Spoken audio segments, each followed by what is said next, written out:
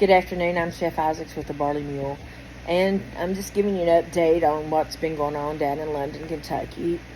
As you know, we were down there feeding people after the tornado had happened and the disaster, and so since then, when all the feeding settles down and people get put in their places and start being more sustainable, there's still an ongoing effort that happens in the time when there are disasters going on.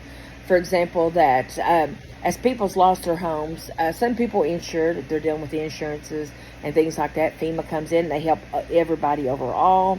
But then it's things like there's people out there that are low income, people that lived in simple homes that lost totally everything, probably didn't have insurance on their own. So when any of these people get put into housing, they start, some are at the Levi Jackson Park, at the campground there, put in temporary housing there. Some had been stations in hotels and things like that. And then also some are put into apartments. And as more and more get moved to apartments, which is a better sustainability of living in more everyday life, then you have to start planning for what these people need. For example, some people have lost everything. There's no furniture, nothing for them to have. They've lost vehicles and everything they had but their shirt on their backs. So what we do now is the Kentucky Thoroughbred Association and Kentucky Oil and Gas continues their efforts with the Barley Mule, and what we're doing now is that we're taking care packages down. I talk to locals down in the area and find out kind of what people need. If there's somebody specific that needs something, like tomorrow we're going down to London, Kentucky again. And what we're going to be doing there is we have an elderly gentleman that lost everything in this disaster. So what he needs is everything. Things that we take every day in our apartments, in our homes, and everything else.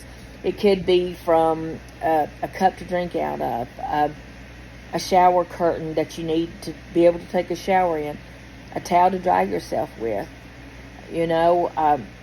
just a skillet to cook in, a spatula to turn an egg over with. It's things in reality we all take for granted when we're stable.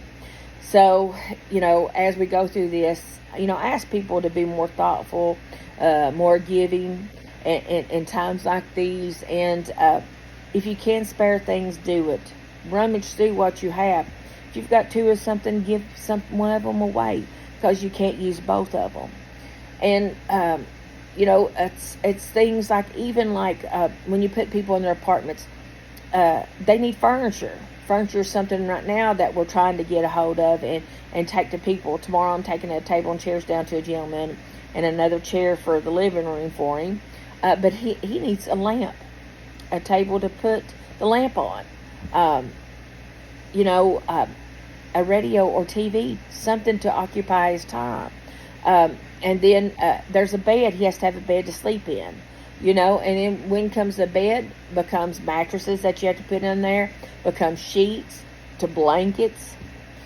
There's a lot more to it. It's kind of like, if you think about it, when a new married couple gets married and they move in together, all the things they have to have, and everybody rallies around them, gets them things. Or when you're graduating from college, or you're leaving home and you're establishing things on your own, it's all those things then that you have to really buy.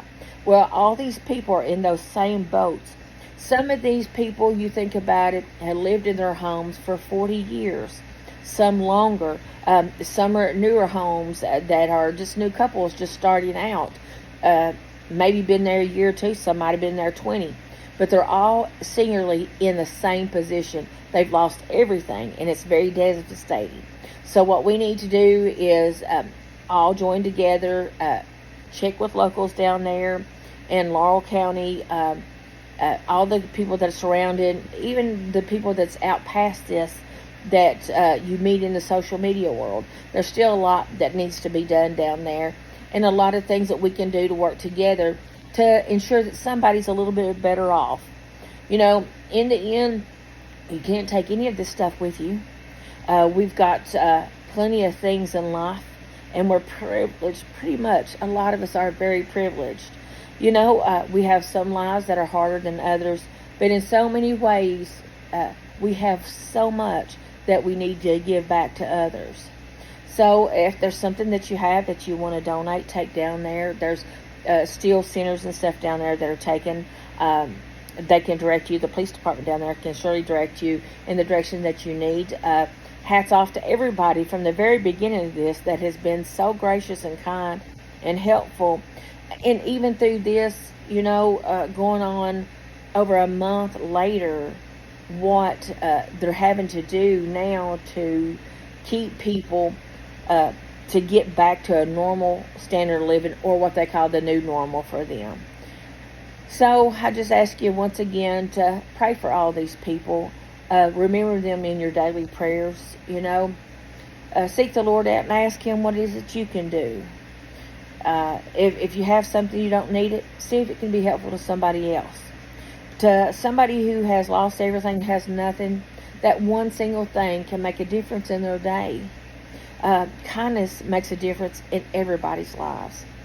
So just remember this, and we'll keep you informed as we're going through. Thank you once again to everybody that's donated, that's given, people that's put in hours of work when you ain't got anything to give but your hands. Those have been plenty enough, and we appreciate you all, and we'll get back to you soon. Thank you.